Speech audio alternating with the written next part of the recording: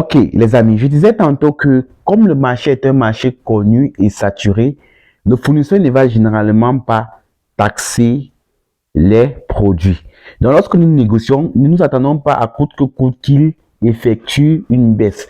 Parce que je vous ai dit, la négociation n'est pas seulement au niveau du prix, la négociation est également au niveau des caractéristiques, des couleurs, du poids et toutes ces différentes informations que vous devez collecter. Ça fait partie de la négociation parce que vous pouvez également négocier les délais. Elle peut vous parler d'un délai de 6 jours, vous lui faites comprendre que le besoin est urgent. Est-ce que ce n'est pas possible d'avoir cela en 4 jours? Là, c'est une sorte de négociation. Donc, ça ne se fait pas forcément et uniquement sur le prix. Maintenant, elle répond donc à ma question selon laquelle j'ai demandé si au niveau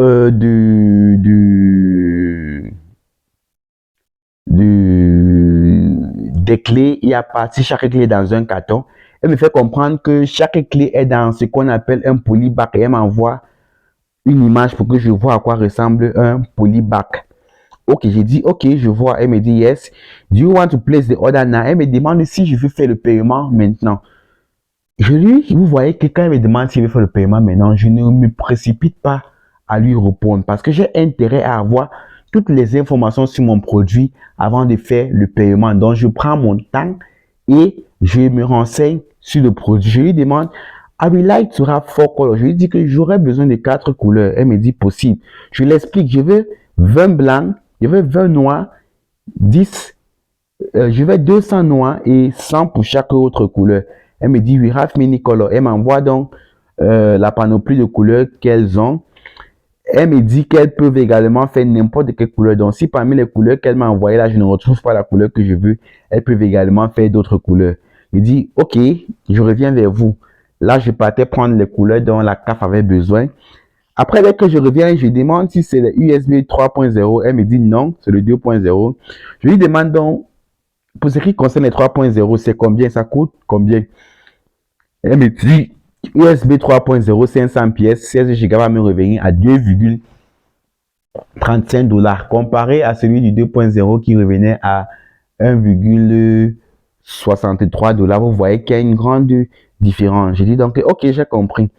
Je me rabats donc sur mon choix de 2.0, USB 2.0. Elle me demande, do you want to buy now? Je lui dis, elle me pose encore la question une deuxième fois, est-ce que je vais faire le paiement maintenant? Vous voyez encore que je ne me précipite pas. Je continue à collecter mes informations. Quand elle me pose la question, est-ce que je vais faire le paiement maintenant? Je lui dis, do you have the one with double head? Donc, ici, en train de demander les clés USB à 2 sorties. Donc, une sortie qui peut être connectée sur mon téléphone et une sortie qui peut être connectée sur mon ordinateur portable. Elle me dit OTG, oui, c'est comme ça qu'on appelle ces clés USB. Elle m'envoie une image, je dis oui, c'est ça. How much? 16 Go, 500 pièces. Elle me dit, pour 500 pièces, 16 Go 2.0, OTG, la pièce me revient à 1,73 $ comparé à la clé normale qui est à 1,63. Je lui dis que ok, c'est ça que je veux le OTG. Elle me dit, lui demande donc qu'elle m'envoie plus d'images. Elle m'envoie quelques images. Elle me demande, how many colors do you want? Do you want to buy now? Elle repose encore la question si je vais payer maintenant. Elle me demande où est-ce qu'il faut expédier. I need to check the shift fee. Il dit, qu'est-ce que je lui ai dit? Avant ça, je lui ai demandé de me préparer l'ordre de paiement. En lui demandant de me préparer l'ordre de paiement, c'était en fait un piège.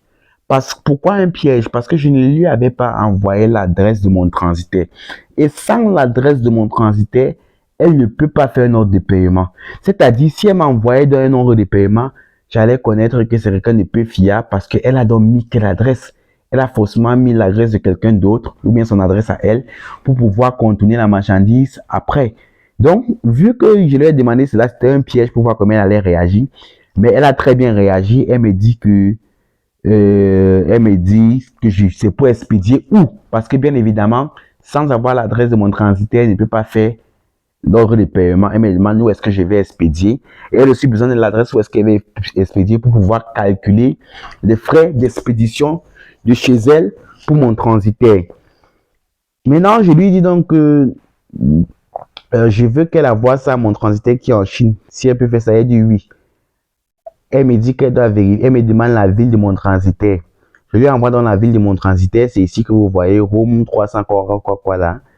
Elle me dit 500 pièces shift fil, elle me dit 6 dollars. Donc, en fonction de la ville de mon transitaire qui est située à Yingwu, ça va coûter 6 dollars. Il dit, OK, now I want to put the logo. Je lui ai dit donc, OK, d'accord. Maintenant, je veux qu'on négocie le prix sur l'impression du logo.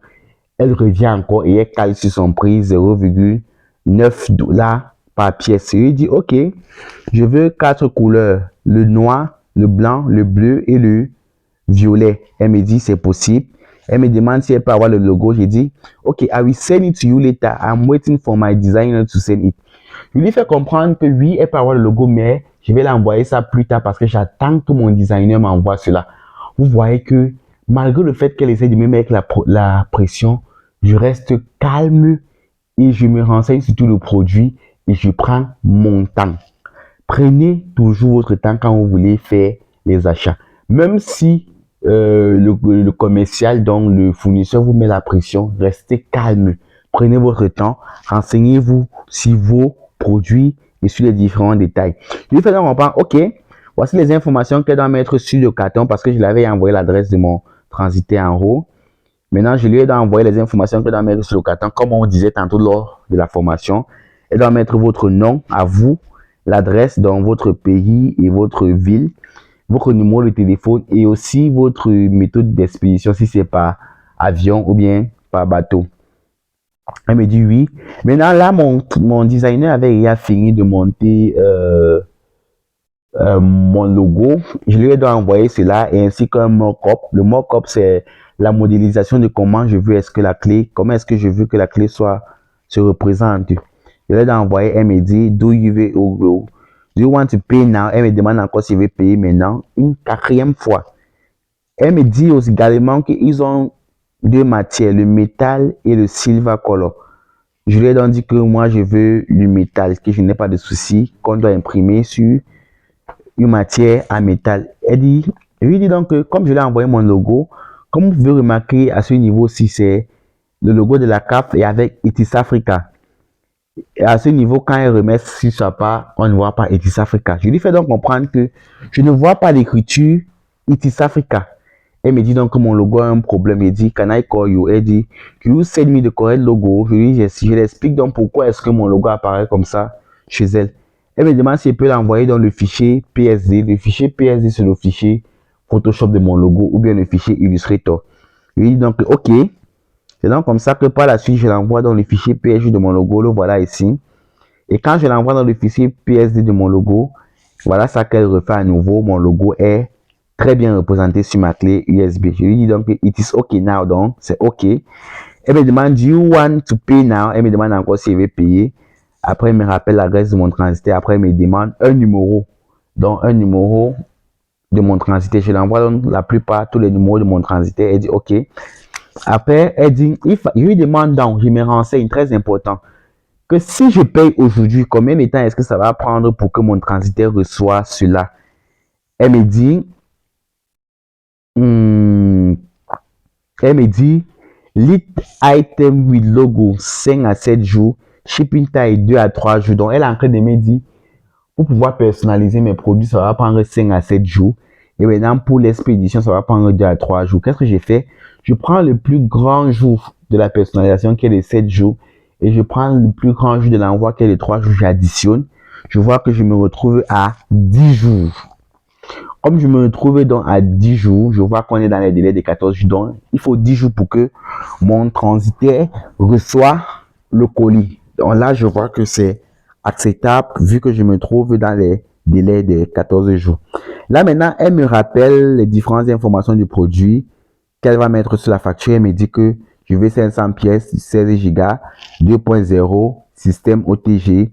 La pièce va me revenir à 1,73 dollars et je vais personnaliser le logo. Le logo va me revenir à 0,13 dollars.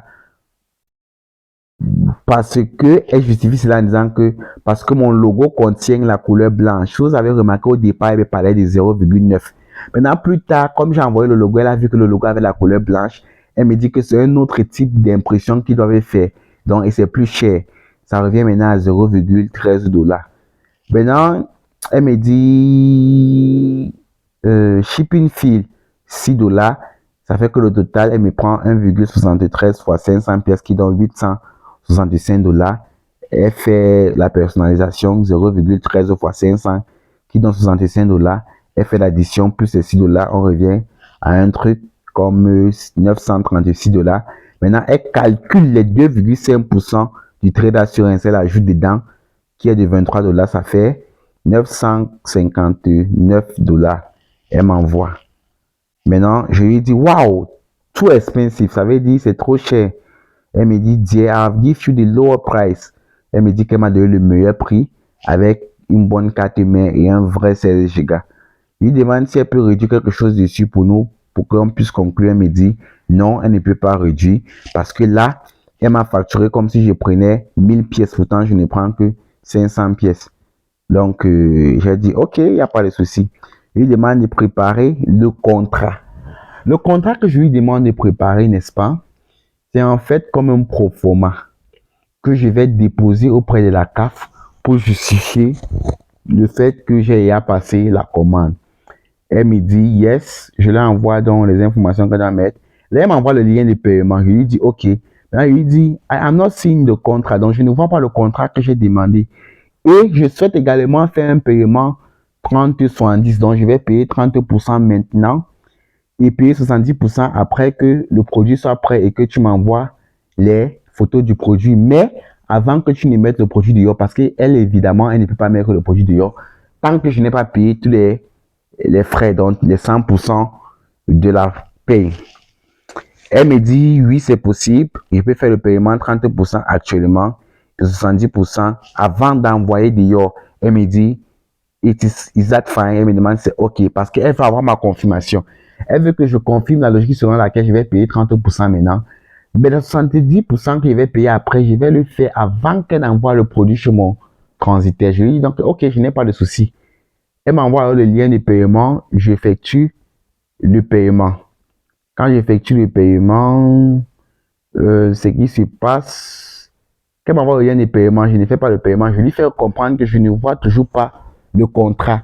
Et je l'explique que j'ai besoin du contrat là pour pouvoir déposer auprès de mon entreprise qui m'envoie dans la CAF pour qu'on me donne l'argent de paiement. Elle fait dans le contrat, le voici, on va entrer à l'intérieur. Là, on va ouvrir dans une autre application. Non, là, ça ne veut pas s'ouvrir en ligne. Oh, j'aurais aimé que ça s'ouvre. Ouvrir dans une autre application. Excel, on va voir si ça va s'ouvrir. J'ai compris. Bon, là, ça ne veut pas s'ouvrir. Ouvrir dans une autre application. Ok, on va patienter pendant quelques minutes.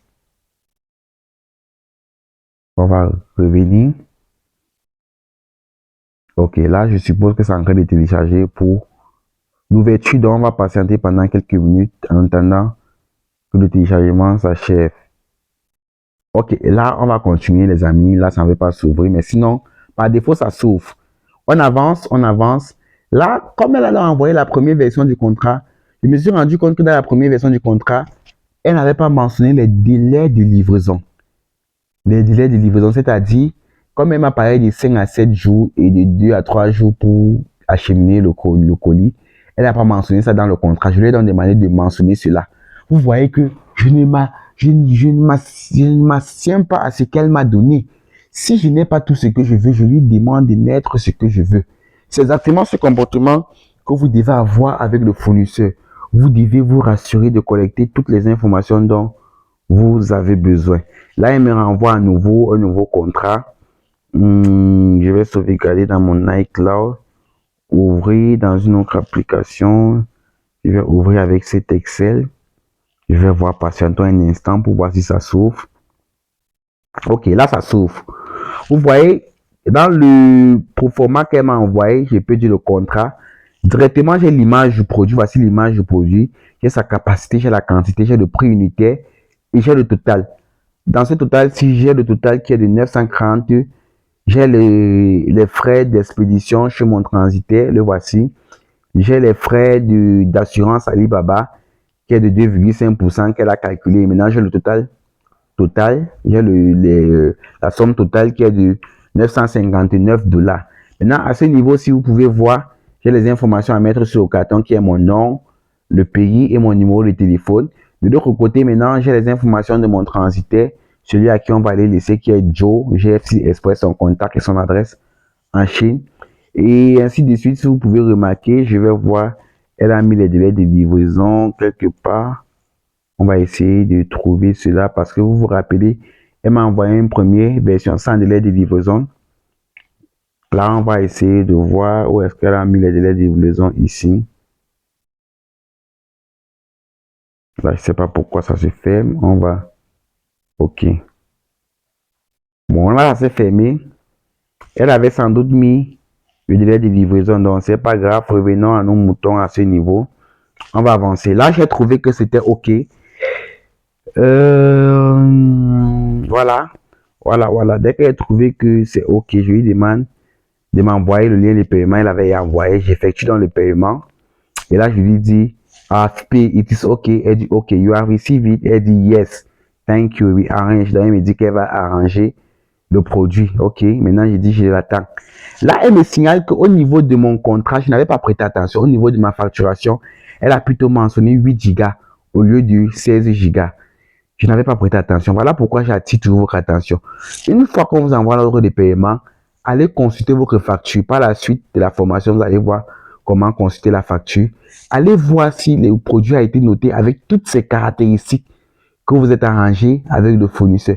Là, c'est parce que c'est un fournisseur fiable et je vais dire quoi, crédible, respectueux, bien élevé, qu'elle me signale qu'elle a mis 8 gigas au lieu de 16 gigas, que je ne m'inquiète pas, elle va arranger cela. J'ai dit, OK, il n'y a pas de souci.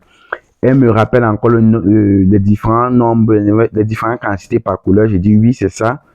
Et une fois donc, quand elle fait la première maquette, elle imprime, elle m'envoie pour que je valide si c'est bon. Je lui dis donc, OK, everything is ready. Alright, maintenant, quand elle m'envoie, quand je valide, elle me demande si je peux finaliser le paiement. Je lui demande si tout est prêt, parce que moi, je ne veux pas finaliser le paiement, tout est frais. L'arrangement, c'était que je paye uniquement lorsque je paye les restes de 70% quand tout sera prêt. Donc, je ne suis pas censé finaliser le paiement actuellement. Je lui demande si tout est prêt. Elle me dit non, tout n'est pas prêt. Et je lui dis, quand ça sera prêt, je vais donc finaliser le paiement. Elle me dit, what do you mean? Elle dit, ready. Elle ne répond pas. C'était le 11. Je reste tranquille parce qu'elle m'avait parlé de 5 à 7 jours. Donc, je reste tranquille, j'attends. Elle me réécrit, elle me met également le 13.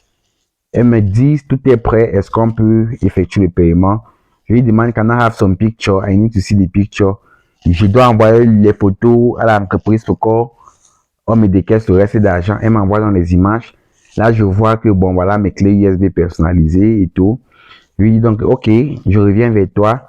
Après, dès que je reviens, je fais le paiement. Elle me dit, je fais le paiement. Je demande si elle a reçu. Elle dit oui. We send it out tomorrow, today. Donc, elle me dit qu'elle va envoyer ça chez mon expéditeur aujourd'hui. Je dis OK. Une fois qu'elle envoie dans le produit chez mon expéditeur, le 15, elle me revient, elle m'envoie, elle me donne ce qu'on appelle mon numéro de suivi, donc mon tracking number. Voici mon numéro de suivi. Comme je vous ai expliqué, c'est ce numéro que je récupère pour aller auprès de mon transitaire pour voir si effectivement il a reçu le colis. Si je lui remets ce numéro de suivi, le colis me dit qu'il n'a pas reçu un colis avec ce numéro de suivi. Je peux donc aller rapidement bloquer le paiement. Donc, je peux faire un recours pour qu'on bloque le paiement jusqu'à nouvel ordre. Donc, voilà comment se passe donc la négociation avec le Chinois jusqu'à l'achat. Vous avez vu, j'ai payé et ça a été expédié le 15 janvier. Oh, j'ai commencé ma conversation avec ce fournisseur depuis on va voir, je crois que c'était décembre. Depuis le 4 janvier. Donc, du 4 au 15 janvier, j'étais en train de négocier et tout. Donc, prenez votre temps lorsque vous voulez négocier. Prenez la peine de collecter toutes les informations concernant votre produit avant d'effectuer le paiement. Évaluez le délai de manufacturation et de livraison sur votre transitaire pour pouvoir être sûr d'être dans les 14 jours au cas où il y aura un problème pour pouvoir faire un recours. Alors, les amis, je vous dis rendez-vous à la prochaine vidéo. Ciao.